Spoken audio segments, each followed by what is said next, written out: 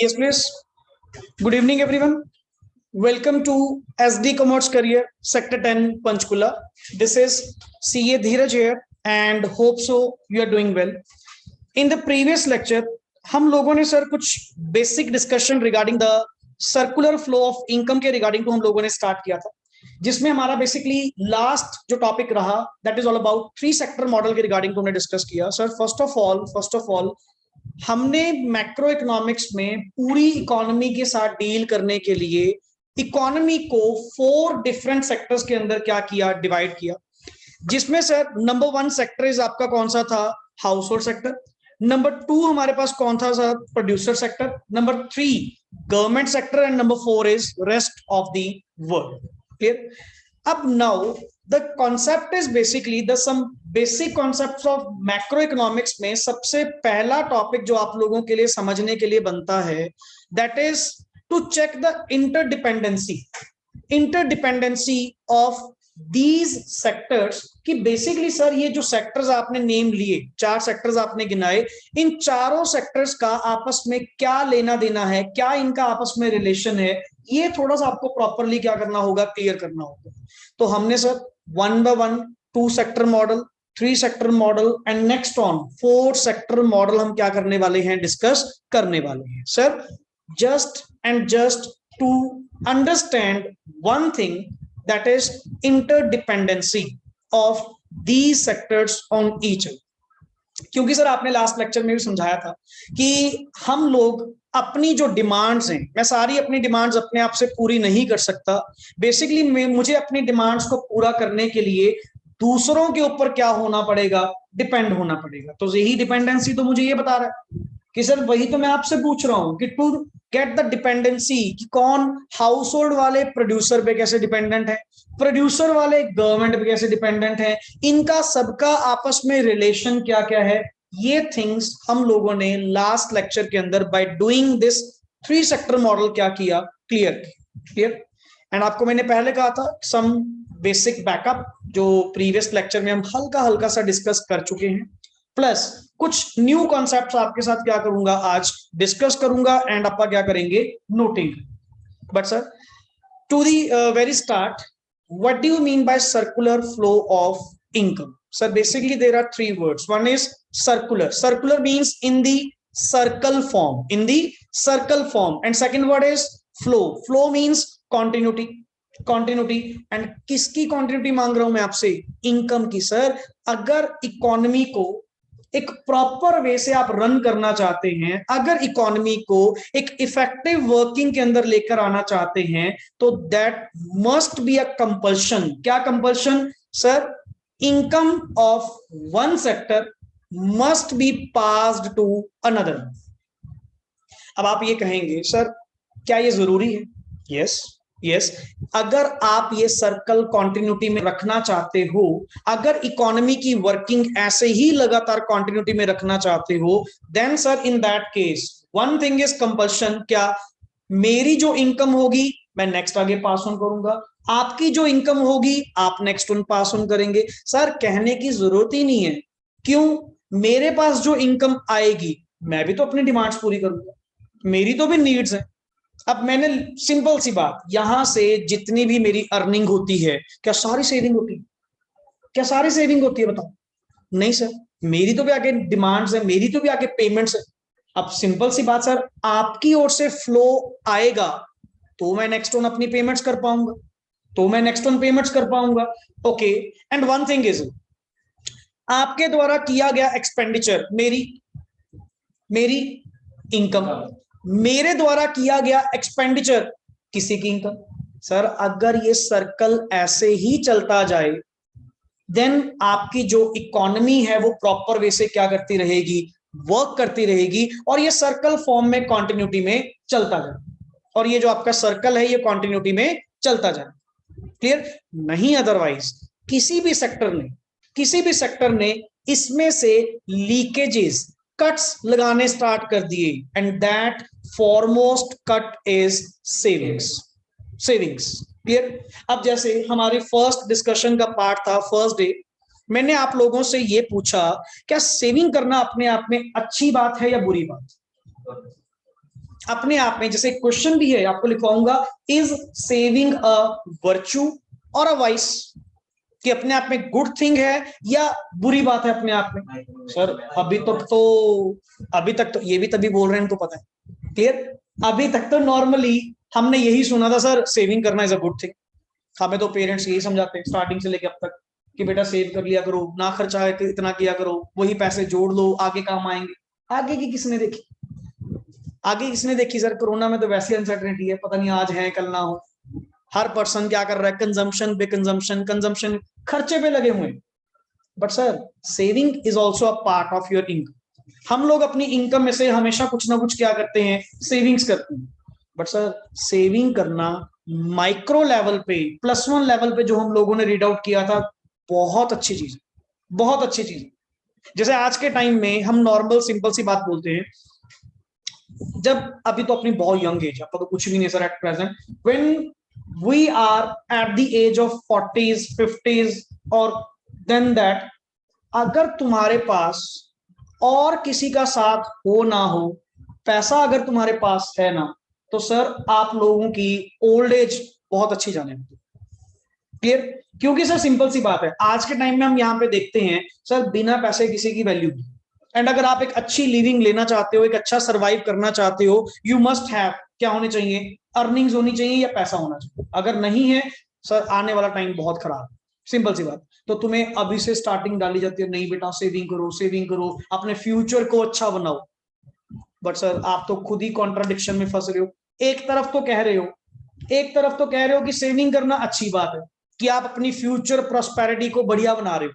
बिल्कुल sir, individual level पे अच्छी बात है। बट सर अब ये सोच सिर्फ आपकी थोड़ी है, पूरी दुनिया की सोच है। ये सिर्फ आप थोड़ी सोच रहे हो, हर कोई सोच रहा है। हर कोई अपने फ्यूचर बनाने के लिए लगा हुआ है, हर कोई अपना फ्यूचर सिक्योर करने के लिए लगा हुआ है। तो सर अगर हर पर्सन ऐसे सेव करने लग गया, अब लेट इट बी, तुम लोगों ने मुझे 100 रुपीज दी, 100 रुपीज एक्सपेंडिचर करे, वो 100 रुपीज मेरी क्या बनी? इनकम। एंड सर मैं 100 के 100 तो नहीं नेक्स्ट आगे पास ऑन करूंगा, मैं उसमें से कितने पास आउट करूंगा? कुछ कंजम्पशन, कुछ सेविंग्स। मान लो सर मैंने आगे पास ऑन कितना करा? 70 रुपीज, 30 रुपीज मैंने क्या कर लिए? सेविंग। सर ये मेरे अकेले की सोच है क्या? सिंपल बताओ। जो आगे 70 कमा रहा है, जो आगे, मैंने 70 खर्च करा ना, जो आगे 70 कमा रहा है, वो भी तो अपनी क्या करेगा? सेविंग करेगा। फिर तो सर अगर हर पर्सन ऐसे सेविंग करने लग गया, हर person as it is pass on नहीं करेगा, फिर तो सर गड़बड़ हो जाएगी। फिर तो ये तरह जो सर्कुलर फ्लो ऑफ इनकम है, ये कभी ना कभी क्या होएगा? एंड होएगा। वो अगर याद हो, कल हमने एक पॉइंट डिस्कस किए थे, आई थिंक सो अपने पास यहाँ पे ड्रॉप होगा, ये रहा, ट्रेड साइकिल्स। ट्रेड साइकिल्स जिसमें आप कहते हो ना कि सर मार्केट में सिचुएशन जो है ना, कभी भी कांस्टेंट नहीं रहती, कभी भी कांस्टेंट नहीं रहती। कहने का मतलब, कभी तो सर मार्केट में फ्लो बहुत ज्यादा होता है, एंड कभी मार्केट मार्केट में जो फ्लो है, मनी फ्लो, वो क्या होता है? बहुत कम। जिसको तुमने ये स्टेजेस बताई थी, one is boom period and second is depression. Sir मेरे लिए तो दोनों ही पोजीशन मारी। अब एक चीज बता, हर पर्सन सेविंग सेविंग सेविंग, खर्च नहीं कर रहा, सेव करता जा रहा है, रखता जा रहा है। जैसे ये लॉकडाउन के टाइम पीरियड पे हुआ था, फिर लॉकडाउन के टाइम पीरियड पे जब फर्स्ट डे इन्होंने करा, हमें तो खुशी थी, क्यों? अपने लिए नई चीज थी लॉकडाउन, पता नहीं क्या चीज है। जब पता लगा धीरे धीरे ये एक्सटेंड करते जा रहे हैं, करते जा रहे हैं, लोगों ने कंजम्पशन क्या कर ली? कम। सेविंग्स क्या कर ली? ज्यादा। कि भाई इसका नहीं पता ये कितने लंबे समय जाएगा। और वाकई वाकई 8-9 मंथ्स या 10 मंथ्स तो प्रॉपर पूरा लॉकडाउन रहा है। 2020 याद है सबको, याद भी रहेगा, क्लियर, आने वाले टाइम तक याद रहेगा कि ऐसा साल भी गया था। क्यों सर? अब सिंपल सी बात, इनकम आप लोगों की है नहीं, इनकम आप लोगों की क्या हो रखी है? जीरो हो रखी है। क्लियर? कंजम्पशन अगर डे बाय डे करते जाएंगे, तो वो सारी की सारी कंजम्पशन कहां से होएगी? तुम्हारी सेविंग्स में से। अब अप्पा कौन से कोई बहुत बड़े लैंडलॉर्ड है कि हमारे तो अकाउंट भरे पड़े हैं कि अप्पा तो ये अगर 2 साल 3 साल भी बैठ के खाएं तो भी खा लेंगे। सर अप्पा तो नॉर्मल मिडिल क्लास लोग हैं, and middle class is basically कमाओ खाओ, कमाओ खाओ। हमारा तो सिंपल सिस्टम ये, सैलरी आती है खर्च करते हैं, अगर सैलरी नहीं आती। अब उस टाइम पे ये भी हुआ था, कुछ इतने सारे वर्कर्स थे जिनकी सैलरी पे होल्ड लगा दिया गया था, 3-3 महीने की सैलरी नहीं मिली, क्या करें? कंपनी भी क्या करे सर, कंपनी का माल बिकेगा, पैसे आएंगे, तब जाके सर मैं आप लोगों की सैलरियां पे आउट कर पाऊंगा। आपके यूजुअली फैमिली में ये वर्ड यूज हुआ होगा, बेटा सर्कल इस टाइम बहुत टाइट, सर्कल इस टाइम पेमेंट का बहुत टाइट है। किस बात के लिए? हमें सैलरी नहीं मिल रही, कंपनी सैलरी कहां से दे सर, माल ही नहीं बिक रहा। एंड अगर माल बिका, स्टॉक अगर सेल हुआ, जो कस्टमर्स थे वो पैसे नहीं दे रहे। यूजुअली लिटरली बोल रहा हूं, जब भी ये न्यूज आती है ना मार्केट में, अभी दोबारा फिर चल रहा है कि हाँ सर जून जुलाई में अभी से पेमेंट्स पे होल्ड लगना क्या हो गया, स्टार्ट हो, अभी से। क्लियर? क्यों? हर कोई कहता जी सेविंग कर लो, क्या पता आगे क्या होगा, क्या पता आगे क्या होगा। बट सर पता नहीं होगा या नहीं होगा, पता नहीं सर वो फ्यूचर में होना है या नहीं होना है, उसके चक्कर में आज तुमने पेमेंट का सर्कल बिल्कुल ही क्या कर दिया, स्टॉप कर दिया। और सर अगर एक भी सेक्टर ने गड़बड़ करी, आप ये नहीं समझेंगे पूरा का पूरा जो चेन है, पूरा का पूरा जो सर्कल है, सब पे ही क्या होगा, इफेक्ट होगा। इसीलिए हमें ये 3 sector model and all various models आप लोगों को रीड आउट करवाए जा रहे हैं to get the knowledge about interdependency of each sector on each other, कि ये कितने एक दूसरे के ऊपर डिपेंडेंट हैं, ये बात आपको समझनी। हुआ clear? So this is all about circular flow of income. Sir it's better अगर ये सर्कल चलता रहे, अगर ये कॉन्टिन्यूटी में चलता रहे। क्लियर? नाउ एक 4 सेक्टर मॉडल बाद में करेंगे, पहले टर्म आपको यहां पे इंट्रोड्यूस करवाना चाहता हूं। सर कल आपने जितने भी ये पढ़े, जितने भी हम लोगों ने ये एरोस डाले, जितने भी फ्लोज रीड आउट किए, मैं यहां पे आपके पास 2 types of flow, clear sir, 2 type करना चाहता हूं। नंबर 1 इज, आप नोट डाउन करना क्या सर, या नंबर 2 कौन सा है, रियल फ्लो। रियल फ्लो का मतलब क्या होता है, गुड्स एंड सर्विसेज का flow.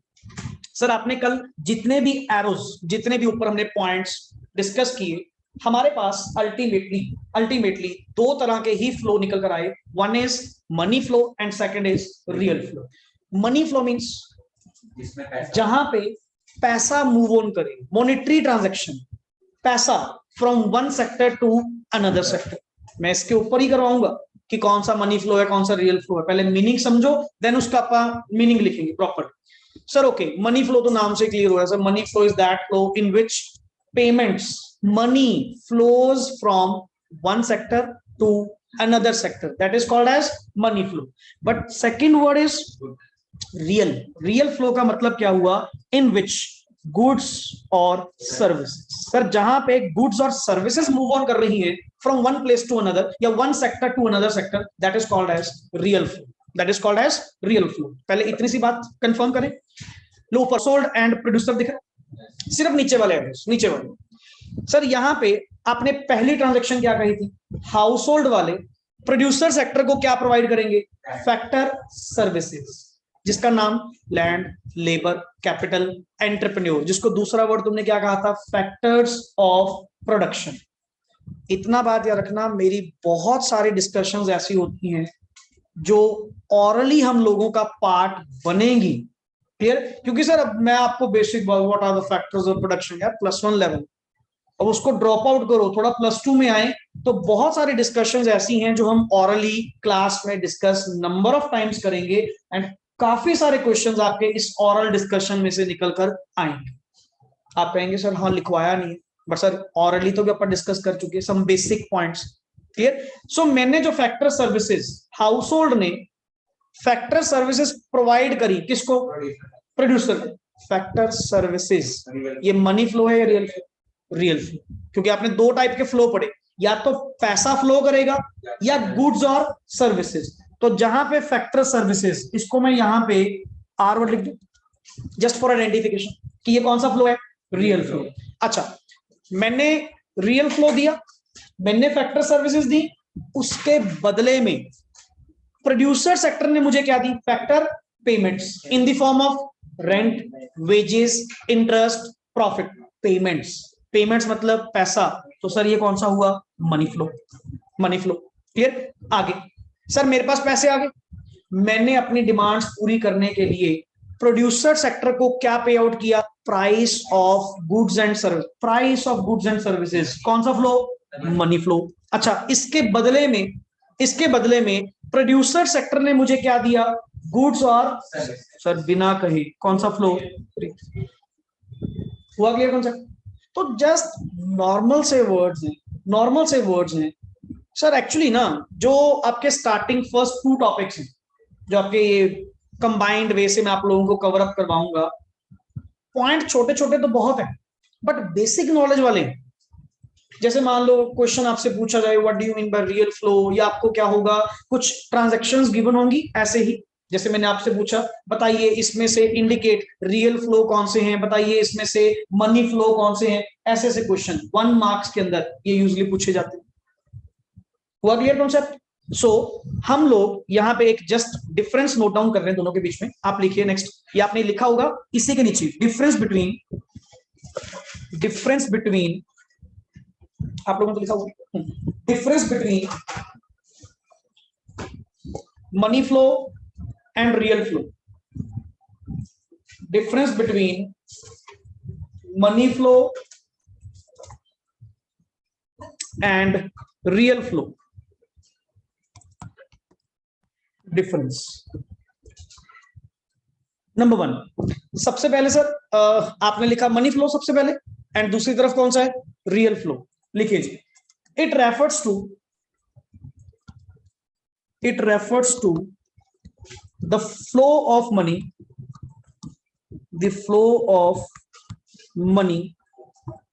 across different sectors of the economy। अब सर आप यहां पे ये मत पूछेगा डिफरेंट सेक्टर्स क्या होते हैं, डिफरेंट सेक्टर्स हम पढ़ चुके हैं 4 जो अपने थे। सिंपली सर इनमें मनी का फ्लो होना, पैसे का फ्लो होना from one sector to another sector, that is called as money flow. इधर वर्ड क्या लिखोगे, बनाओ पॉइंट, खुद बनाओ, क्या पॉइंट आएगा, it refers to the flow of goods और services. Yes, it refers to flow of goods slash services across different sectors of the economy मतलब सर काफी सारी थिंग्स ऐसी होंगी जो आप लोगों से ही मैं साथ साथ बनवाऊंगा, क्योंकि सर जब कॉन्सेप्ट आपको क्लियर होगा, नोटिंग तो सर क्या है वही तो अपन ने लिखना है, यही बस फर्क है इन बुक्स में और अपनी लैंग्वेज। हम लोग जो इसको नोट डाउन करते हैं ना सर, इसको नोट डाउन करने का सबसे बड़ा बेनिफिट क्या है, ये चीज ना आपके दिमाग में छपती जा रही है। अब इस चीज को बुक में से पढ़ना और अपनी लैंग्वेज में अपने हाथ से लिखना, ये आप लोगों की डबल प्रैक्टिस होती जा रही है। और next time I assure you, guarantee है, जब आप इसको रिवीजन में जाएंगे ना, या आज का लेक्चर भी आप रिवाइज करेंगे घर पे, शायद आपको 5 से 10 मिनट भी लगे, क्योंकि आपने हाथ से खुद लिखा हो, आपने लिखते टाइम उसको टाइम वर्ड क्लियर किया हो। तो ये आप लोगों की उल्टा टाइम सेविंग है। जो हम सोचते हैं ना सर इतना क्यों लिखवाते हैं सर आप, इसके कोई नोट्स वगैरह ही दे दो, नोट्स क्या, फिर तो बुक में से ही पढ़ लेते हैं, फिर तो बुक में से ही पढ़ लेते हैं। बट वही बात है ना, ये तो अपने लिख के चला गया, हमने कहाँ प्रैक्टिस करी, हमने तो प्रैक्टिस ही नहीं करी। तो वो रिटर्न प्रैक्टिस ये वाला part clear. Number 2 point, number 2 first तो मीनिंग हो गया। Number 2, it is monetary transactions among silent please among sectors monetary transaction, monetary का मतलब ही क्या है सर, पैसा, मनी फ्लो काइंड ऑफ, वही है ना, उसी पॉइंट्स को बार बार रिपीट करता जा रहा है उसी पॉइंट से, clear. And next is it is flow of physical output among sectors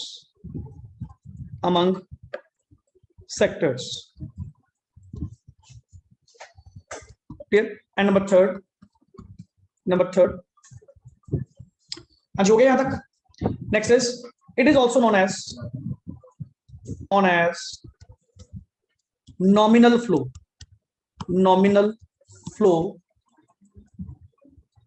and either number third point also known as physical flow। Physical flow. That means मैं इसको सर कोई 4 मार्क्स की वेटेज तो नहीं देता, जस्ट 2 मार्क्स के अंदर ये आपके पास डिफरेंस, या सिंगल मार्क्स के अंदर आपके पास ये जो मैंने आपको पूछा कि ट्रांजैक्शंस आपको गिवन होती हैं, आपने आइडेंटिफाई करना होगा कि इनमें से कौन सा मनी फ्लो है एंड कौन सा real flow. Clear? And I think so I have some questions, एक बार मैं आपके साथ शेयर कर लेता हूँ इसी पॉइंट के ऊपर। हमारी डिस्कशन तो चल ही रही है। हम लोगों के पास इकोनॉमिक्स,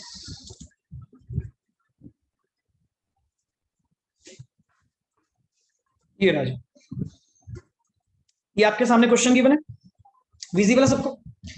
अभी लेटेस्ट आपने डिस्कस किया, 2 type of flows are there, one is money flow and second is real flow. Classify the following as real flow और मनी फ्लो। इसमें से कौन सा रियल फ्लो है एंड कौन सा मनी फ्लो है? अच्छा, मनी फ्लो में आपने क्या रीड आउट किया? जिसमें मनी फ्लो करे from one sector to another, and जहां पे गुड्स और सर्विसेज फ्लो करें from one sector to another, किसमें कहां से मतलब नहीं, अमंग सेक्टर्स अगर करें, that is called as real flow. First word, rent paid to the landlord by a tenant. पहला ही वर्ड क्या लिखा हुआ है, 1 मिनट, रेंट पेड। पेड का मतलब क्या है? पैसे के, and that is money flow. बोलो सही है जी? चलें आगे। Number 2, television set purchased bye a consumer. सोच कर दिमाग, क्या यहाँ पे पैसा मूव ऑन करना? तुम्हारे पास क्या है? आप सोचते हो सर फ्री में थोड़ी देगा, परचेज कर रहे हैं, फिर परचेज तो मैंने उसको जब पैसे दिए होंगे, that is money flow. For the television set जब मैंने पैसे पे आउट किए होंगे, that is money flow. But television purchased, what comes in? तेरे पास क्या आ रहा है? टेलीविजन। तेरे पास क्या आ रही है? गुड्स और सर्विसेज। इसको किसमें कवर करोगे सर? Real flow. तुम सोच रहे हो उसका सेकंड सेगमेंट कि हाँ सर टेलीविजन लिया, फ्री में थोड़ी लिया, पैसे दिए होंगे, पेमेंट फ्लो। वो जब लिखा होगा ना टेलीविजन पेमेंट या payment made for television purchase, ये वर्ड बोल रहा हूं, payment made for television purchase, बताओ जी रियल फ्लो या मनी फ्लो? अब मनी, समझ गए ना पॉइंट? समझो उसको। नेक्स्ट आगे, services provided by a teacher in a government school, service बिना कहे। Clear? Next on, old age pension given to old people by the government, money flow. Pension आपके अकाउंट में आती तो है, clear? Money flow. Next is purchase of cement for construction of a house, purchase of cement, goods services, real. Next is payment made, क्या पहला word ही पढ़ लिया करो तुम लोग, payment made for goods and services to producer sector by the, जिसने भी दिया वो, पहला वर्ड ही क्या लिखा हुआ है? Payment made, money flow, that is, ये लो हो गया डन। ऐसे क्वेश्चंस आएंगे आपको 1 मार्क के। And as per CBSE latest जो आजकल में न्यूज आई है कि अब वो टर्म वाइज सिस्टम आप लोगों का बैक ले लिया गया, आप लोगों का एनुअल सिस्टम ही होगा जो पहले सीबीएसई करती थी। ये टर्म 1 टर्म 2 जो था वो शायद में भी न्यूज में आया है, ऑफिशियल नोटिफिकेशन में सून आ जाएगी। ये तो due to corona time period के लिए था जो टर्म 1 टर्म 2 लिया। आप लोगों का तो एनुअल सिस्टम ही चलेगा, साल में एक बार ही बोर्ड होंगे। अब वो 2 और नहीं, वो ऑब्जेक्टिव वाला काम ये कुछ नहीं है, आप लोग का प्रॉपर सब्जेक्टिव पेपर ही होगा। सो हमें उसके अकॉर्डिंग टू ही क्या करनी है? प्रेपरेशन करनी है। क्लियर? Yes please. चलिए जी, ये हुआ क्लियर? यहां तक हुआ जी क्लियर? साथ साथ क्वेश्चन डन। क्लियर? आगे चलिए सर। अब एक पॉइंट हम जो डिस्कस करने वाले हैं, हमने सर 2 सेक्टर मॉडल बनाया, 3 सेक्टर मॉडल भी बनाया। एक डिफरेंट सेक्टर तो नहीं कह सकता, सेक्टर तो नहीं कह सकता, कॉमन जो एलिमेंट है इन सब बेसिकली एलिमेंट्स के अंदर, सब सेक्टर्स के अंदर, दैट इज एक नंबर। नेक्स्ट कौन सा है? लिखना नहीं है। Clear sir? उसको हम वर्ड बोलते हैं कैपिटल मार्केट। क्या वर्ड यूज करते हैं? कैपिटल। नाम देना चाहते हो तो उसको आप नाम दे सकते हो फाइनेंशियल सेक्टर। क्या नाम दे सकते हो? Financial sector. अब सर वर्ड्स तो बहुत बड़े बड़े हैं, सिंपल वर्ड कहूं क्या? बैंक।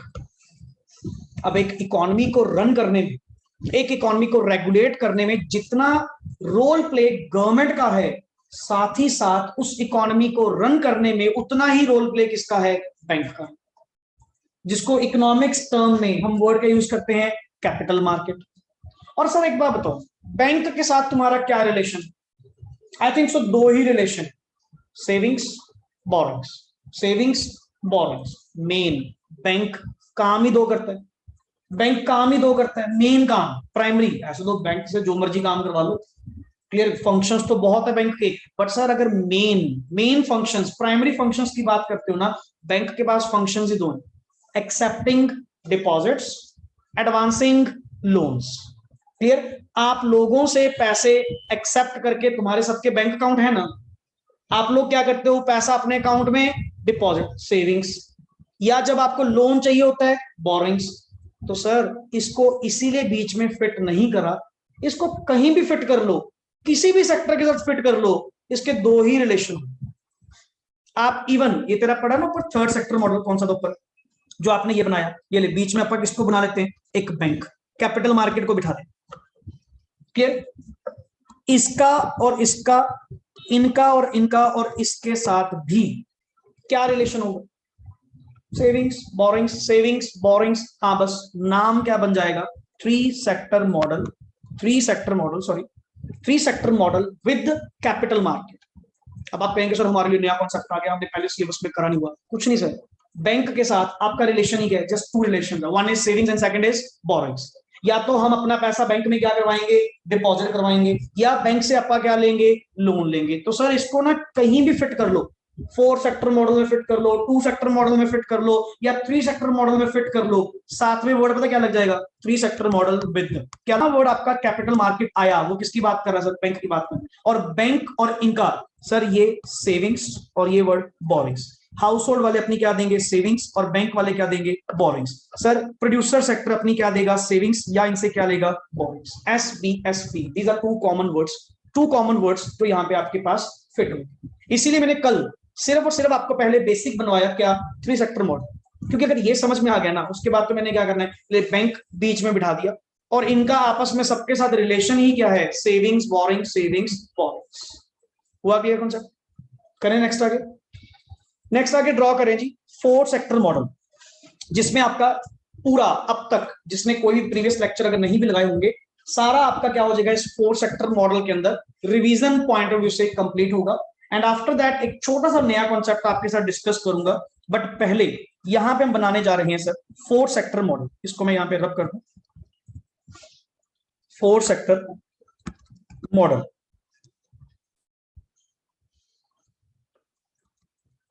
आप अगर आपकी कॉपीज पे स्पेस लैंडस्केप है तो लैंडस्केप बनाइए, पोर्ट्रेट में ये फिक्स नहीं होगा क्योंकि काफी सारे पॉइंट्स कवर होने वाले हैं। क्लियर, सो आप लैंडस्केप वे ऐसे इसको ऐसे प्रॉपर बनाएंगे, स्पेशियस, ठीक है मेरे साथ साथ, क्योंकि काफी तो इसमें रेपिटेशन ही है जो आप लोग ऑलरेडी इसके अंदर कर चुके हो। सर जो हम लोग थ्री सेक्टर मॉडल बना चुके हैं ना, वो तो आएगा ही आएगा, साथ में एक नया सेक्टर आएगा, rest of the world. Clear, so basically four sector model, four sector model. पहले तो इनकी अगर प्लेसमेंट करो, मेरा वाला थोड़ा सा कंजेस्टेड हो जाएगा, आप लोग अपना neat and clean proper way से ही बनाएंगे। Clear, yes. सबसे पहले सर यहां पे इस साइड पे ये हाउसहोल्ड सेक्टर, नेक्स्ट इधर कौन है सर अपना ये प्रोड्यूसर, वैसे ही बनाएंगे लगभग, प्रोड्यूसर सेक्टर। क्लियर, ऊपर गवर्नमेंट सेक्टर, कोशिश करेंगे साफ बनाने की, अगर राइटिंग साफ आ जाए तो। Clear, government sector, and the last नीचे थोड़ा सा spacious, rest of the world sector.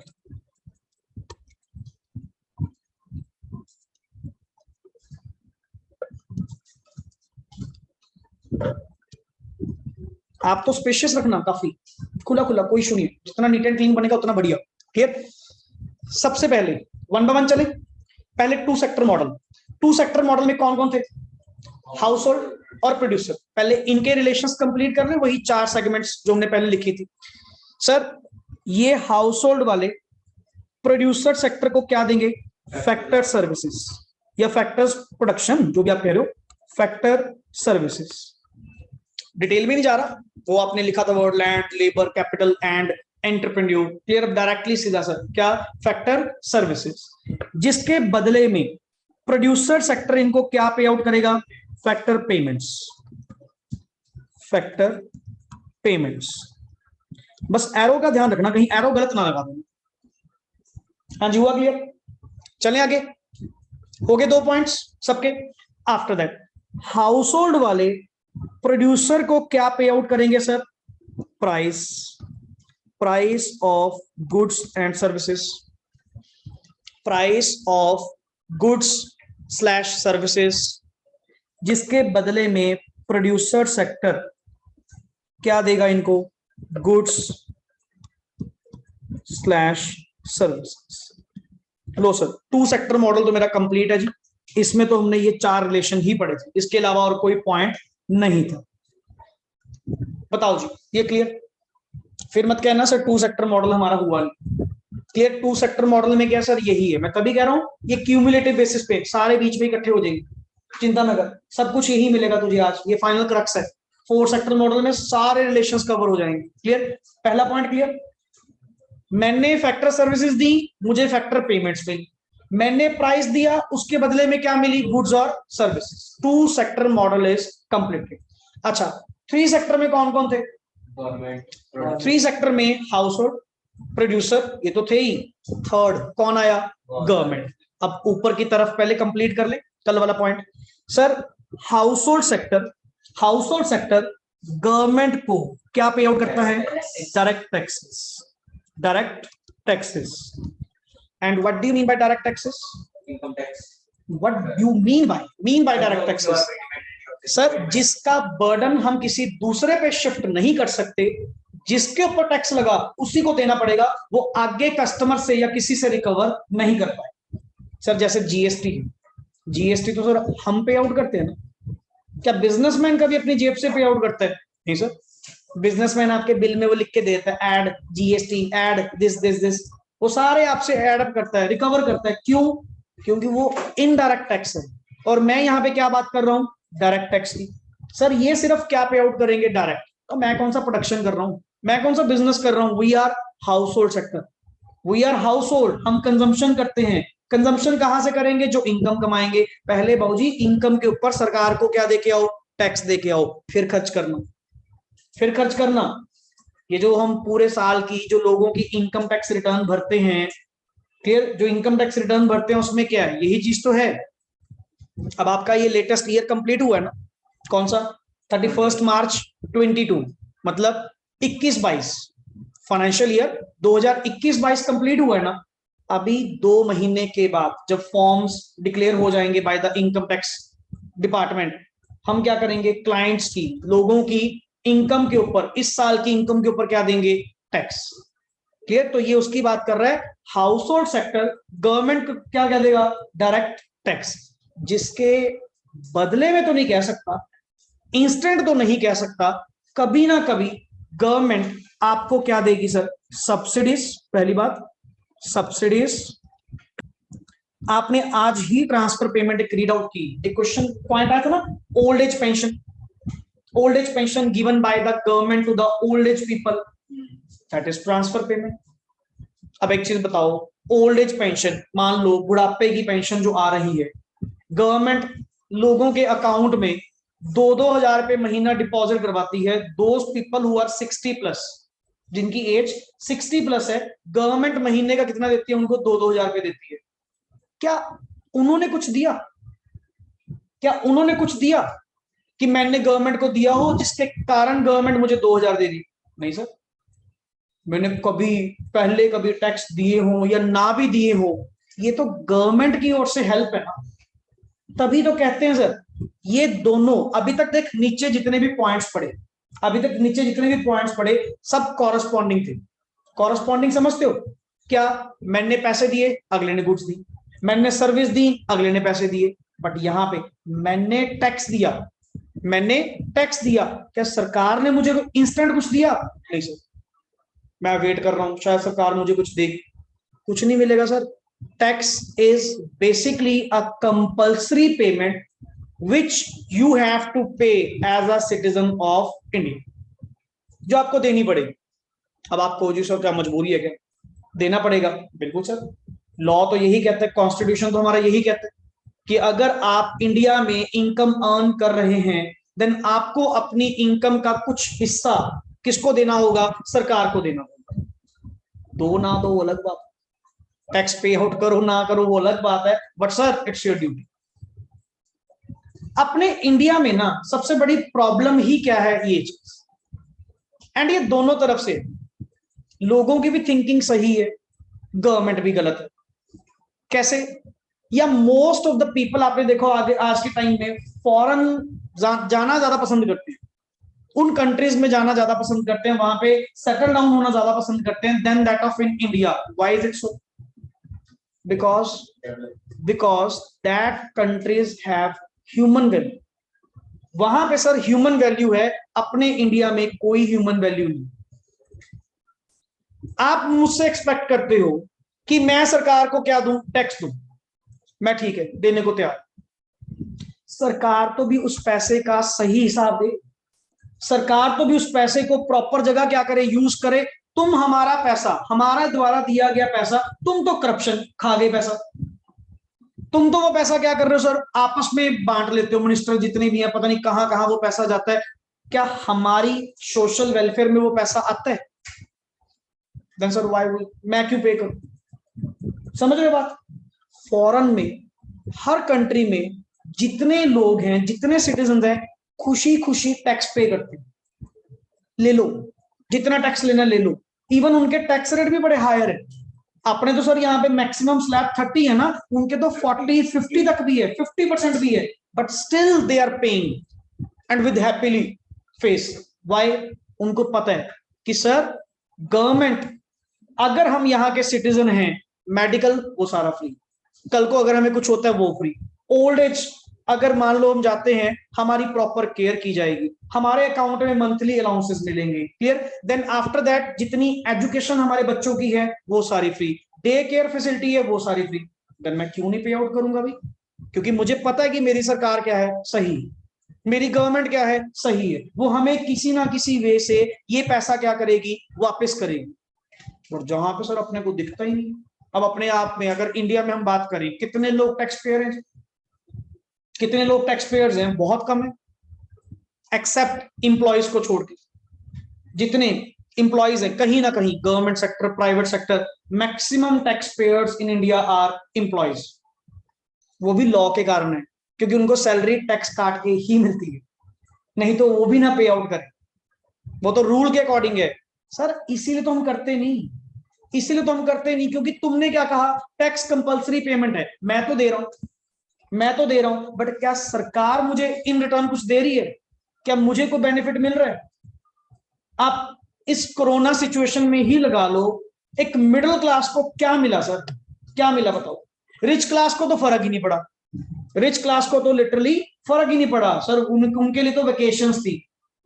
Poverty line वालों के लिए नो डाउट करा, बट मिडिल क्लास को क्या मिला? हमें तो सर उल्टा इंटरेस्ट पे इंटरेस्ट खर्चे मिले, और हमारी डिससेविंग्स हुई। हमारे तो उल्टा इनकम क्या हुई? बंद हुई। हमारे तो उल्टा एक्सपेंसेस क्या हुए? इंक्रीज हुए। हमें तो सरकार की ओर से कुछ नहीं मिला। बता कौन सी सरकार ने तेरे अकाउंट में कोरोना के टाइम पीरियड मंथली को डिपॉजिट करवाया? फॉरेन कंट्रीज में जाके चेक कर, कोरोना टाइम पीरियड में अगर तुम्हारे बिजनेस बंद थे ना, तुम्हारे अकाउंटों में $2,000 $3,000 उन्होंने अकाउंट में डाले कि सर फॉर योर सर्वाइवल ले लो पैसा, कोई इशू नहीं है। क्यों? तुम लोगों से ही तो लेते हैं। क्यों? वहां सर करप्शन नहीं है ना, अपने यहाँ मोस्ट ऑफ क्या है? करप्शन। इसी कारण ये हमारा जो सर्कुलर फ्लो ऑफ इनकम है ना, ये सही वे से नहीं चलता। सरकार खर्च तो बहुत करती है, बहुत मैक्सिमम एक्सपेंडिचर, मोटा खर्चा होता है, बट किस पे? अपने। फिर मान लो जी कोई प्रोजेक्ट स्टार्ट हुआ, गवर्नमेंट ने स्टार्ट करा, कितने का जी? मान लो 10,000 करोड़ का। इनके लिए तो करोड़ भी छोटे हैं ना, अपने तो सर बोलते बोलते मुंह में रह जाता कुछ ना कुछ। 10,000 करोड़ का प्रोजेक्ट शुरू हुआ, बट नेक्स्ट ऑन मार्केट में जो एक्सपेंडिचर जाएगा वो कितना जाएगा? 2,000 करोड़। जस्ट फोटोएं लगाने के लिए, अखबार में आने के लिए भी, हाँ सरकार ने कुछ करा। 8,000 करोड़ कहां गया? हिसाब ही नहीं है, हिसाब ही नहीं है सर। आप, मैं तो ये समझता हूँ हमारे मिनिस्टर्स के कितने बड़े बड़े हाजमे हैं यार, कितने बड़े बड़े, इतना पैसा गायब करके यार, मतलब सांस भी नहीं लेते प्रॉपर, ठीक है, पता भी नहीं लगने दिया कहां गया। कितनी चेन मतलब सारी करप्टेड है। दैट्स वाई अपने जैसे हाउस होल्ड, अपने जैसे प्रोड्यूसर्स, हम गवर्नमेंट को टैक्स नहीं देते, क्योंकि मुझे पता है अगर टैक्स भी दिया वो तो वापस नहीं आएगा, तो इससे बढ़िया टैक्स ना ही दो, टैक्स ना ही दो, तभी तो इंडिया सुधरता नहीं। ये जो कच्चे पक्के का सिस्टम है ना, समझते हो, ब्लैक मनी व्हाइट मनी, कच्चा पक्का, जो नॉर्मल टर्म्स हम चलते हैं यार, कि कच्चे का काम कितना है, पक्के का काम कितना है, पता नहीं क्या है, कच्चा पक्का वर्ड यूज करी जा रहे हैं। ये सर इंडिया में ही है। क्यों है? Due to this, due to this. Sir government सुधर जाए, गवर्नमेंट हमें हमारा पैसा, पहली बात गवर्नमेंट का क्या अपना पैसा है क्या? गवर्नमेंट को पैसा किसने दिया? हम लोगों ने, by paying taxes, by paying fees and fines. ये रोज हमारे चलान काटते हो, हम लोग दे रहे हैं पैसा, आप लोग थोड़ी दे रहे हो। बट सर हमें तो वापस नहीं मिल रहा ना, किसी फॉर्म में नहीं मिल रहा। मैं इंस्टेंट भी नहीं मांग रहा, इंस्टेंट भी नहीं मांग रहा कि मैंने 15,000 टैक्स दिया, लाओ कुछ ना कुछ दो, इंस्टेंट नहीं मांग रहा। कोई तो बेनिफिट दे दो यार, कोई एजुकेशन सेक्टर में, कोई मेडिकल सेक्टर में, कोई ओल्ड एज में, ह्यूमन वैल्यू कुछ तो हो, है ही नहीं सर। तभी लोगों का विश्वास उठ गया, हर कोई पर्सन क्या करने लग गया सर, अपने इंडिया का सिस्टम छोड़ के foreign country, due to this. अब ये बातें ना सर, ये इकोनॉमी लेवल पे समझ में आती है, जब आप इकोनॉमी लेवल पे बात करते हैं। माइक्रो लेवल पे कभी इतनी डिस्कशन हुई, कभी इस समस्या के बारे में हमारी बात हुई, मतलब ही नहीं सर, क्योंकि वहां पर बहुत ही छोटे लेवल पे, इंडिविजुअल लेवल पे बात कर रहे थे। बट अब बात चलेगी अपनी इकोनॉमी लेवल पे। इस साइड लिख, गवर्नमेंट और प्रोड्यूसर का। सर प्रोड्यूसर गवर्नमेंट को क्या पे आउट करता है? ये दोनों करेगा, ये दोनों करेगा, tax, direct and indirect tax. Income tax तो ये भी देंगे, फिर प्लस साथ में ये क्या देंगे? जीएसटी भी देंगे।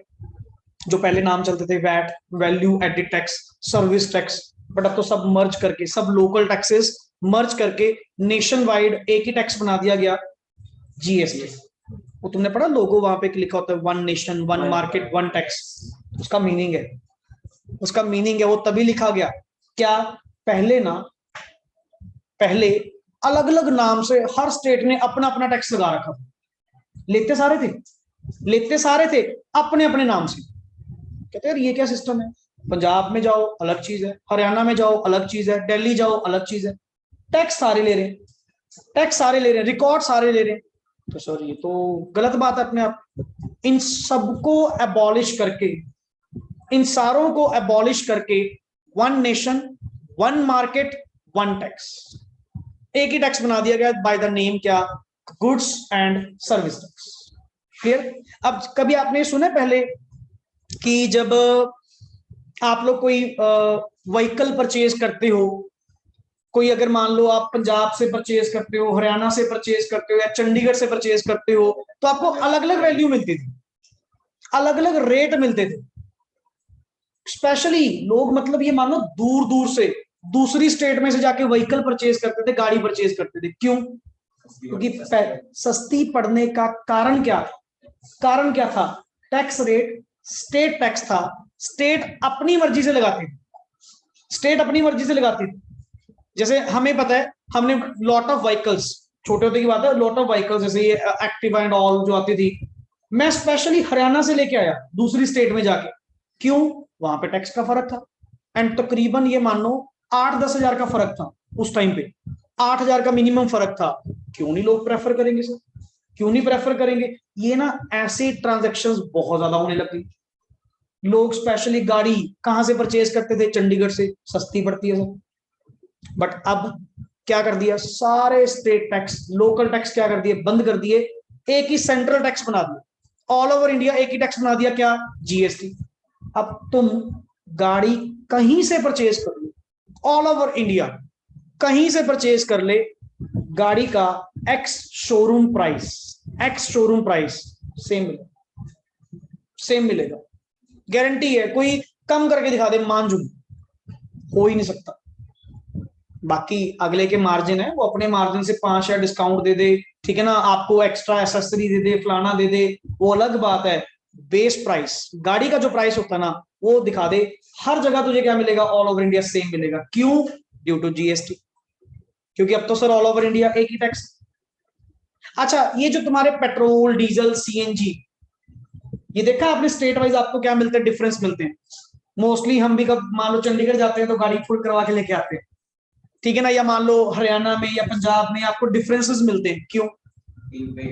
क्योंकि सर ये जीएसटी के अंडर नहीं आते, ये किसके अंडर आते हैं? स्टेट टैक्स के अंडर आते हैं, स्टेट टैक्स के अंडर आते हैं। और स्टेट की सबसे बड़ी रेवेन्यू, स्टेट का, स्टेट मतलब स्टेट गवर्नमेंट, जैसे Punjab, Haryana, Delhi, state government, centre होता है all over India, centre means all over India.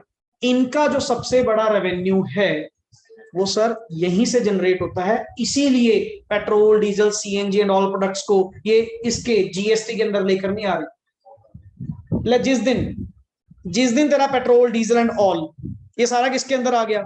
GST के अंदर आ गया, तुम रेट देखना, रेट एंड डाउन जाएंगे। इसका रेट ही कितना होगा सर? रेट तकरीबन इसका 60 के आसपास आ जाएगा। अगर तुम बाइफर्केशन चेकआउट करो ना, थोड़ा गूगल करो कि सर अगर पेट्रोल आप लोगों का 103 रुपए है, 105 रुपए है, इसमें से इसकी बाइफर्केशन चेक कर, ये 103 रुपए बने कैसे? क्रूड ऑयल तो तेरा कुछ भी नहीं है, क्रूड ऑयल जिससे नेक्स्ट आगे पेट्रोल डीजल बनता है वो तो कुछ भी नहीं है सर। मिनिमम 50 रुपए किसके आएंगे? स्टेट गवर्नमेंट के आएंगे पर लीटर। पर लीटर 50 रुपए सीधा किसको जा रहे हैं? सरकार को जा रहे हैं। क्या करें सर, महंगाई क्यों नहीं होगी? हाँ, जब वोट लेनी होती है तब रेट कम कर देते हो, जब वोट्स निकल जाती है तो रेट फिर हाइक कर देते हो। लेटेस्ट अभी 15 दिन के अंदर अंदर ही आपका 10 से 12 रुपए रेट फिर बढ़ गया। जितना कम करा था उतना ही क्या कर दिया? फिर बराबर कर दिया। वही बात है ना, वोट से पहले पहले क्या कर देंगे? सस्ता कर देंगे। जब वोट्स मिल गई, सरकार नहीं बनी, चलो जी डबल कर दो, दोबारा फिर वहीं पे आ गई। क्लियर? बट एक प्रोड्यूसर गवर्नमेंट सेक्टर को क्या पे आउट करेगा? डायरेक्ट एंड इनडायरेक्ट दोनों पे आउट करेगा, जिसके बदले में गवर्नमेंट कभी ना कभी आपको क्या देगी? सब्सिडीज। सब्सिडीज। नेक्स्ट ऑन क्या चीज? Price of good. हाँ हाँ, वो लिखते हैं अभी। ये हुआ subsidies. After that sir government producer sector से प्राइस ऑफ गुड्स और सर्विसेज परचेज तो भी कर सकती है गवर्नमेंट। क्या सोशल वेलफेयर के लिए सामान बांटती नहीं है? सामान कहां से आता है सर? परचेज करती है वो मार्केट से, कौन सा खुद बनाती है। क्लियर? जिसके बदले में प्रोड्यूसर सेक्टर, गवर्नमेंट सर्विस। लो सर, हमारा 3 सेक्टर मॉडल कंप्लीट हुआ। अगर बीच में आपने कैपिटल मार्केट इंट्रोड्यूस करना भी है, सेंटर में एक बैंक या कैपिटल मार्केट के नाम से लिख देना, जिनका रिलेशन ही सिर्फ क्या है? 2, one is savings and borings. बस एरो ध्यान रखना, सेविंग्स बैंक में जाएंगी, बोरिंग्स बैंक से आएंगी। क्लियर? तो उसको नाम क्या दे सकते हो? 3 sector model with capital market. But now last, ये ऊपर क्लियर हुआ? Then after that sir rest of world का इनके साथ, हाउस होल्ड के साथ या प्रोड्यूसर सेक्टर के साथ क्या रिलेशन? प्रोड्यूसर के साथ तो बहुत ही। कैसे? क्योंकि जितना इंपोर्ट एक्सपोर्ट होगा, जितनी गुड्स एंड सर्विसेज यहां से इंपोर्ट एक्सपोर्ट होंगी सर, वो तो प्योरली प्रोड्यूसर सेक्टर। क्या जरूरी है क्या एज अ प्रोड्यूसर, अगर आप इंडिया में मैन्युफैक्चरिंग कर रहे हो, आप सारा का सारा सामान इंडिया में ही बेचो? क्या जरूरी है क्या? मेरी मर्जी सर, अगर मुझे फॉरेन से अच्छा प्राइस मिल रहा है, वहां से अगर अच्छी पेमेंट मिल रही है, मैं तो फॉरेन में बेचूंगा। अपने इंडिया की कितनी कंपनीज ऐसी हैं इंडिया में सर्व ही नहीं करती, इंडिया में सर्व ही नहीं करती। सारा का सारा क्या है? 100% एक्सपोर्ट, सारा ही माल बाहर। क्यों? बढ़िया पैसे मिल रहे सर। इंडियन मार्केट में उतने पैसे नहीं मिलते, तो आप नेचुरली अपनी सर्विस कहां देंगे सर? एक्सपोर्ट में देंगे। ठीक है सर, अपने को तो पैसे से मतलब है, सरकार को किसके मतलब है? टैक्स से मतलब है। टैक्स दे तो रही, टैक्स दे तो रही, बट सर हम इंडिया में नहीं। हाँ, अगर कंपैटिबल प्राइसेस होंगे, अगर अच्छा प्राइस मिलेगा, आप इंडिया में बेचना शुरू कर देंगे। क्लियर? तो मतलब सर पहले मैं प्रोड्यूसर सेक्टर के साथ कवर कर रहा हूं। Sir producer sector rest of world को क्या करेगा? एक्सपोर्ट। क्या करेगा? एक्सपोर्ट। जिसके बदले में पैसे, एक्सपोर्ट रिसीट्स। क्लियर? कि सर इंडिया में पैसा क्या करेगा? इनफ्लो। देखो सिंपल सी बात, मैंने माल बाहर भेजा। अच्छा, एक्सपोर्ट्स करना, एक्सपोर्ट करना, रियल फ्लो और मनी फ्लो? Real flow. उसकी पेमेंट आना, मनी। तो ये आप चेकआउट कर सकते हो, एक्सपोर्ट करना रियल फ्लो, एक्सपोर्ट की पेमेंट आना मनी फ्लो। क्लियर? एंड अच्छा ये तो एक्सपोर्ट हो गया। इंपोर्ट मतलब दूसरी कंट्री से इंडिया में सामान लाना। सर बहुत सारे प्रोडक्ट ऐसे हैं, अब मैं कहूं जी India is a self sufficient, no, बहुत सारे प्रोडक्ट ऐसे हैं जो इंडिया नहीं बना रहा, तो वो दूसरी कंट्री से आपको क्या करना पड़ेगा, इंपोर्ट। तो सर यहां से प्रोड्यूसर सेक्टर के पास क्या आएगा, import. Import, import of goods और सर्विसेज, ये इंपोर्ट करेंगे। And after that sir producer sector rest of the world को क्या करेगा, पेमेंट्स। हाँ जी हुआ क्लियर? मेरा तो इनके साथ यही रिलेशन है एज अ प्रोड्यूसर सेक्टर। हमारा तो इंपोर्ट एक्सपोर्ट का ही था, वो आपके सामने 4 पॉइंट्स पड़ेंगे। मैं एक्सपोर्ट करूंगा पैसे मिलेंगे, मैं इंपोर्ट करूंगा तो पैसे देने पड़ेंगे। किनके साथ? Export is GST free. सरकार ने जीएसटी एक्सपोर्ट्स के ऊपर क्या कर रखा है, फ्री। उल्टा बढ़िया चीज है, तुम्हारी रेपुटेशन है, तुम्हारी अच्छी, गवर्नमेंट खुद कहती है, गवर्नमेंट खुद कहती है कि सर आप एक्सपोर्ट करो। एक चीज सोच, हाँ ये समझ, आप अगर एक्सपोर्ट करोगे उल्टा तुम उनकी परचेजिंग पावर, उस कंट्री की परचेजिंग पावर कहां लेके आ रहे हो, इंडिया में लेके आ रहे हो। बढ़िया बात है, दूसरी कंट्री को अपने पे क्या करना, डिपेंडेंट करना। समझ गए? तो पॉजिटिव थिंग है, गवर्नमेंट कहेगी करो करो विदाउट जीएसटी, जाने दे, कोई चक्कर ना मान, तू एक्सपोर्ट कर, 100 का 100% कर दे, कोई चक्कर ना मान। क्लियर? बट इंपोर्ट करना इज किस पे, इंपोर्ट, वही तो बता रहा हूं ना। नेक्स्ट वन, इंपोर्ट करने पे आप कहते हो जी फिर इंपोर्ट करना बुरी बात क्यों है? क्योंकि सर एक बात बताओ, आप इंडियन मार्केट से परचेज ना करते हुए अगर फॉरेन मार्केट से तुम कोई चीज परचेज कर रहे हो, इंडिया में इंपोर्ट कर रहे हो, जो पैसा इंडिया की मार्केट में जाना चाहिए था, वो पैसा तुमने बाहर से परचेज करके किसको दे दिया, दूसरी कंट्रीज को। हम छोड़ेंगे थोड़ी, तू लिया कोई नहीं सामान लिया इंडिया में, इसके ऊपर क्या दे, कस्टम ड्यूटी। कितनी? मान लो 50%, 100%, कई बार तो डबल डबल 200%। अगर कस्टम ड्यूटी ना हो ना, अपने भी यहाँ पे फरारी वगैरह ये कॉमन फिर, बड़े बड़े ब्रांड जितने हैं ना, ठीक है ना, लैम्बोर्गिनी एंड ऑल, ये सब कॉमन फिर। क्यों सर? दुगना प्राइस हो जाता है। दुगना प्राइस तो होगा ना सर, आप खुद सोचिए। फिर यहाँ की ऑटोमोबाइल इंडस्ट्री यहाँ पे कर क्या रही है? अगर एक चीज बताओ, गवर्नमेंट ने ओपनली अलाउ कर दिया, क्या अलाउ कर दिया कि बाहर से जितनी मर्जी गाड़ियां परचेज करो, इंडिया में लेके आओ। फिर इंडिया में कंपनियां क्या करेंगी भाई? इंडियन कंपनीज जो यहाँ मैन्युफैक्चरिंग कर रही हैं, ये मारुति, हुंडई एंड ऑल जितने ब्रांड्स हैं, फिर ये क्या करेंगी? सर ये तो क्या कहेंगे, ये तो गलत बात है, ये तो गलत बात है। और वैसे भी दूसरी बात, अगर मैंने इनको अलाउ कर दिया कि हाँ इंपोर्ट करो, कोई दिक्कत नहीं है, मेरा टैक्स तो गया ना, गवर्नमेंट को क्या मिला? मैंने तो कुछ भी नहीं मिला।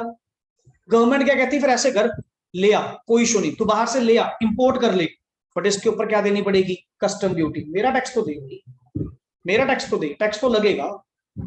और ये ना अपने आप में क्या है, रिस्ट्रिक्शन है। जब आपको पता है कि आप बाहर से प्रोडक्ट लाओगे, ठीक है ना, और इस पे पड़ेगा टैक्स, फिर तुम हटोगे कि नहीं इंडिया से ही ले लेते हैं। यहाँ तो बात तो एक ही है, जितना तो सस्ते के चक्कर में जा रहा था, गवर्नमेंट ने उतना ही टैक्स लगा के उसको क्या कर दिया, बराबर कर दिया। फिर तो आप इंडिया से ही ले लो, फॉरेन से लेने की क्या जरूरत पड़ी है? But sir lot of things government allow, you can easily promote, you can easily import, because अगर आप कोई चीज इंडिया की वेलनेस के लिए, इंडिया की गुडनेस के लिए लेकर आ रहे हो ना, that is a good thing sir. उस पर कस्टम ड्यूटी नहीं है, लाओ, अच्छी बात है। बिकॉज आपने सुना होगा इंडिया में मशीनरीज तो बनती नहीं है यूजुअली, मशीनरीज के लिए फेमस कौन है, China and German. German machinery बहुत फेमस है। क्लियर? अब उस केस में क्या होगा, गवर्नमेंट उल्टा आपको क्या देगी, सब्सिडी, ले कर, इंपोर्ट कर, चिंता ना कर, क्योंकि तुम लोग इंडिया में एक अच्छी टेक्नोलॉजी लेके आने जा रहे हो। क्लियर? ये तो सर पॉजिटिव थिंग है इंडिया के लिए। आप इंडिया का इंफ्रास्ट्रक्चर क्या बनाओगे, बेटर बनाओगे, करो करो सर, इंपोर्ट करो, कोई दिक्कत नहीं है। हेल्प चाहिए हम दे देते हैं, करो। बट जिन चीजों को वो रोकना चाहते हैं सर, उस पर क्या लगाते हैं, कस्टम ड्यूटी, कि ना इस पे टैक्स दे। वो इनडायरेक्ट है, वो इनडायरेक्ट, इनडायरेक्ट के अंदर कवर होगा। अब बिजनेसमैन अगर इंपोर्ट करके उसके ऊपर कस्टम ड्यूटी पे आउट करेगा, वो प्रोडक्ट की कॉस्ट बनेगी भाई। एंड प्रोडक्ट की कॉस्ट मतलब कस्टमर से रिकवर की जाएगी, मैं अपनी जेब से थोड़ी दूंगा। मैं तो क्या कहूंगा, जो प्रोडक्ट पहले 100 रुपए का था, हाँ कितनी ड्यूटी थी, 5 रुपए, 105 रुपए, सिंपल सी बात। मैंने तो किससे रिकवर करना है सर? एक चीज समझो, इनडायरेक्ट टैक्स के केस में, इनडायरेक्ट टैक्स के केस में ultimate burden is on the consumer. Ultimate burden तो सर हमारे ऊपर है। बिजनेसमैन कभी भी अपनी जेब से कुछ पे आउट नहीं करता सिवाय डायरेक्ट टैक्स के। बाकी सारे टैक्स वो किससे रिकवर करेगा? कस्टमर से रिकवर करेगा। And customer is the ultimate burden. जो टैक्स पेयर है ना, वो कौन है? Ultimate consumer. समझे बात? ये चीज। एंड सर इधर आओ, house hold and rest of the world के साथ इनके रिलेशन क्या है सर? क्या जैसे आपने कहा प्रोड्यूसर सेक्टर के साथ, क्या जरूरी है कि मैं अपनी फैक्टर सर्विसेज इनको प्रोवाइड करूं? हाउस होल्ड के पास, हाउस होल्ड वाले owners of factors of production है, land, labour, capital and entrepreneur. क्या जरूरी है कि मैं इंडियन मार्केट में सर्विस दूं? सर अगर मेरे को मान लो फॉरेन से सर्विस अच्छी मिल रही है, देन मैं फॉरेन में प्रेफर क्यों नहीं करूंगा भाई? Clear sir? First of relation क्या? Household sector rest of world को क्या प्रोवाइड करता है? Factor services. फैक्टर सर्विसेज आपको मिलेंगी, फैक्टर पेमेंट्स आपको मिलेंगी। क्लियर? एक पॉइंट तो ये कॉमन। क्लियर? अब अपन डिटेल में डिस्कस करेंगे। Factor services means, factor payments means, वो अपन पढ़ चुके। Land, labour, capital and entrepreneur are the factors of production. And उसके बदले में जो आपको मिले क्या? लैंड के बदले में रेंट, इन लेबर के बदले में वेजेस, कैपिटल के ऊपर इंटरेस्ट एंड एंटरप्रेन्योर को प्रॉफिट। क्लियर? एंड एक और रिलेशन, इसको चाहे तुम कॉमन एरो दे सकते हो दोनों तरफ, दोनों तरफ। इसको नाम लिखो transfer payments, like grants, donation etcetera etcetera. Transfer payments for example क्या लिखा है? Grants, donations, gifts etcetera. अब अपने जो मान लो रिलेटिव फॉरेन रहते हैं, वहां से वो कुछ यहाँ इंडिया में अगर भेजते हैं, दैट इज ऑल्सो अपनी एडिशन ही है। यहाँ पे अपने यहाँ पे तो एडिशन है ना, वो सिंपल सी बात। आप एक चीज सोचो, फॉरेन की कंट्री से अगर यहाँ कुछ आ रहा है, तो वो existing circular flow of income में क्या है? एडिशन। क्या है? Addition, naturally sir. बट अगर यहां को छोड़कर हम बाहर कुछ भेज रहे हैं, तो वो हमारे existing circular flow of income में क्या है? डिलीशन। डिलीशन। तो sir this is first of all, ये तो टॉपिक मेरे बात के हैं, एडिशन डिलीशन जो मैं बात कर रहा हूं। क्लियर? फर्स्ट ऑफ ऑल जो आप लोगों ने रिलेशन पढ़ा सर, ये total 2 sector, 3 sector, 4 sector, whatever, सब कुछ इसके अंदर क्या हो गया? कवर अप हो गया। क्लियर? कि sir this is the max relation. Max relation की सर ये ऐसा तो जितनी मर्जी एरोस जितनी मर्जी बना लो सर, मैंने कौन सा कंप्लीट एग्जॉस्टिव बनाया? ये मेन पॉइंट्स बताए कि ये यूजुअली इनके बीच में क्या है? रिलेशंस। हुआ क्लियर तुम्हें? नीचे एक ये कंप्लीट हो चुका। फ्रॉम द नेक्स्ट पेज एक पॉइंट लिख, सिग्निफिकेंस, या क्वेश्चन लिख लो। क्वेश्चन जैसे हॉट्स की तरह, हॉट्स हेडिंग, जहां जहां क्वेश्चन अच्छा लगता जाएगा वहां साथ साथ हम ऐड करते जाएंगे। Question, what is the significance of, question, what significance of circular.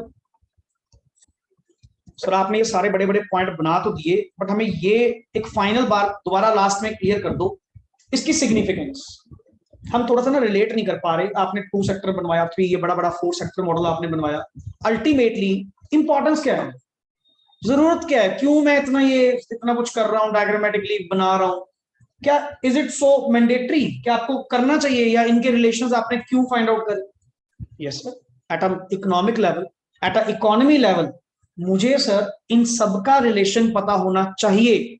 क्यों? मैं ये देखना चाहता हूं first of all interdependency.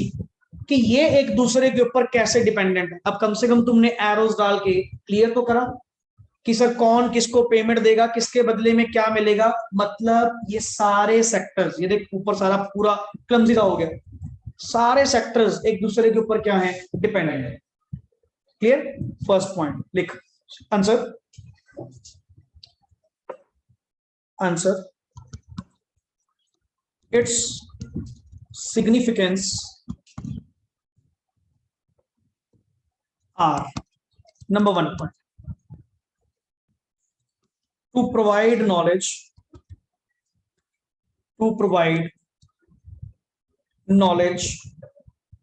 of interdependence to provide knowledge of interdependence among different sectors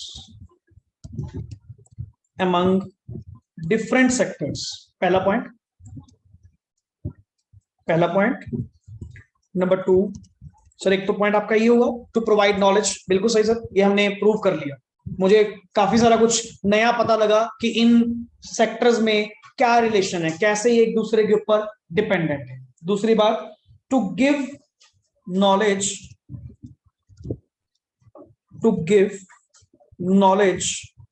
structure of economy. Sir दूसरी बात मुझे ये भी समझ आई कि ये मेरी इकोनॉमी का जो स्ट्रक्चर है ना, वो कैसे डिवाइडेड है, कैसे कंपोज्ड है। कि मान लो हाउस होल्ड सेक्टर है, वो कितना कंट्रीब्यूट कर रहा है, गवर्नमेंट सेक्टर है वो कितना रोल प्ले कर रहा है, रेस्ट ऑफ द वर्ल्ड का क्या रिलेशन है। मतलब एक ओवरऑल कॉम्पोजिशन, ओवरऑल स्ट्रक्चर मुझे क्या हुआ, क्लियर हुआ कि हाँ सर ये इनका कितना बड़ा रोल प्ले है। अभी तक तो मैं समझ रहा था प्रोड्यूसर सेक्टर का क्या है, गुड्स को प्रोडक्शन करना और उनकी सेल करना, बट अब जाके पता लगा ना कि सर इसका ओवरऑल रिलेशन कितना इंपॉर्टेंट है। Clear? Next number third, to enable of national income. Sir मेरा तो मेन कॉन्सेप्ट पे ये है, जैसे एक फर्स्ट पॉइंट मेन था, एक थर्ड पॉइंट अपने आप में मेन। थर्ड पॉइंट में आप वर्ड क्या बोल रहे हो, टू एनेबल एस्टिमेशन ऑफ क्या, नेशनल इनकम।